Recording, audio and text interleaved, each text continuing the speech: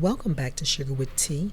We're in the kitchen again, and today we are making the most delicious chickpea curry that you have ever tasted. This is one that you do not want to miss. Stay tuned.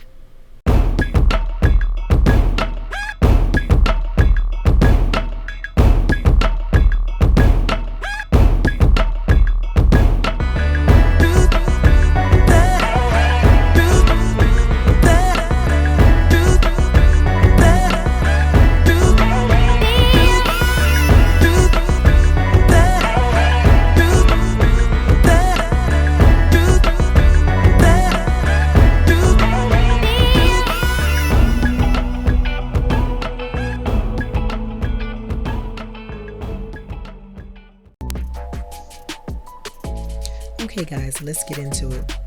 The first thing I did was cut up some onion, bell pepper, garlic, and green onion tops. We're going to put about 2 tablespoons of grapeseed oil in a pan, and then we are going to saute our bell peppers, onions, and garlic and a few of the green onion tops in a pan. Now, we're going to save a few of those green onion tops because we definitely want to sprinkle some on top of the curry at the end of this recipe.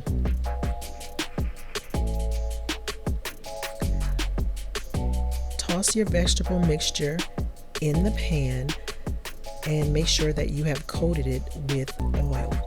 Next, we're going in with some garlic powder, some onion powder, cayenne, black pepper, and we're going to give that a toss, just making sure that it is thoroughly coated.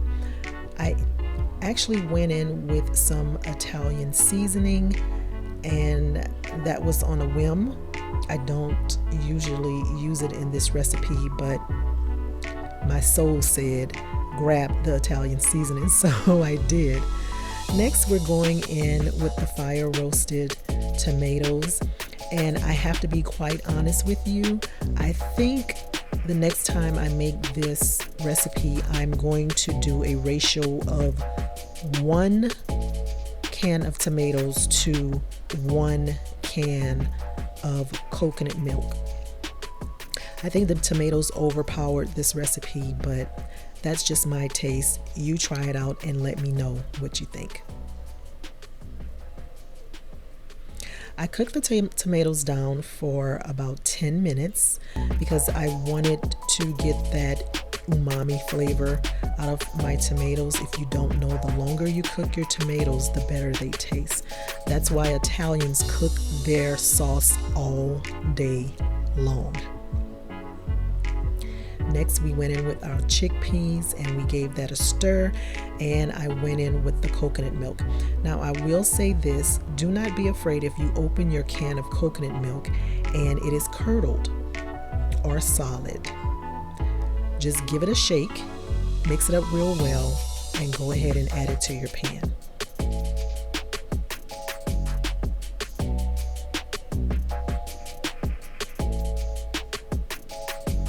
Next, I went in with some more seasoning, the same seasonings that I added to my vegetable mixture, but I also added some parsley flakes. Gave that another stir, and then we are going to cover this up and cook this for another 10 minutes.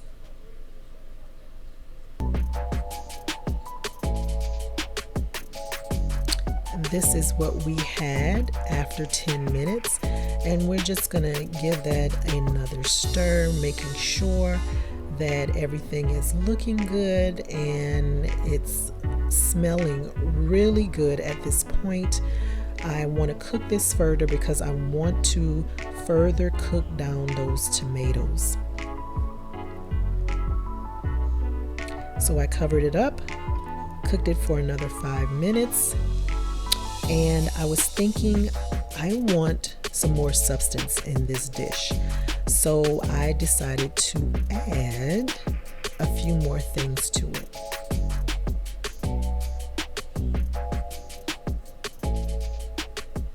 But first, let's taste. Let's taste it and see what we're going to add. I added some agave. Now, you can add sugar. I am cutting back on processed foods and sugar is one of them. So I use agave in place of sugar because I wanted to get rid of the acidity or the tartness of those tomatoes. If you're going to use sugar, a pinch should do. Let's give it another taste. A little more agave, I think. I picked up on the light agave and it is not as sweet as the original agave, so I ended up using a little more agave than usual. Then I went in with some more parsley and I think I added a little too much. That was a no-no. I also added a very, very tiny amount of salt. And I don't usually add salt to my dishes, but these beans, these chickpeas, needed a little salt. Next, I went in with some white cap mushrooms that I chopped up. And I went in with some dried mushrooms. I dried my own mushrooms and I decided to try it in this dish. It is said that dried mushrooms give your food an umami flavor, so I decided to try that today. Most people actually rehydrate their mushrooms and in water first and then add it to the mixture, but I decided that I would use my dried mushrooms as a seasoning. Let's see how that turns out. I cooked it down for another 10 minutes and I continued to stir. Let's go in for another taste. And I was done. Y'all, I was ready to plate this and to eat. And when I tell you that this dish was absolutely delicious, I ate this dish for lunch and then I went in and ate it again for dinner. But this time I actually ate it over sprouted sourdough bread and I liked it even better with the bread. That's how good this dish is, guys. And there you have it. I want to give a shout out to the Brown Vegan. This dish was inspired by her. Of course, I jazzed it way up, but the base of this recipe is from the Brown Vegan. Y'all go over there and show her some love. She's been on a hiatus, but if you didn't know, she is back. So, guys, chickpea curry. Simple, easy, and delicious. Don't forget to subscribe and come back for more plant-based inspired recipes. Until next time, bye-bye.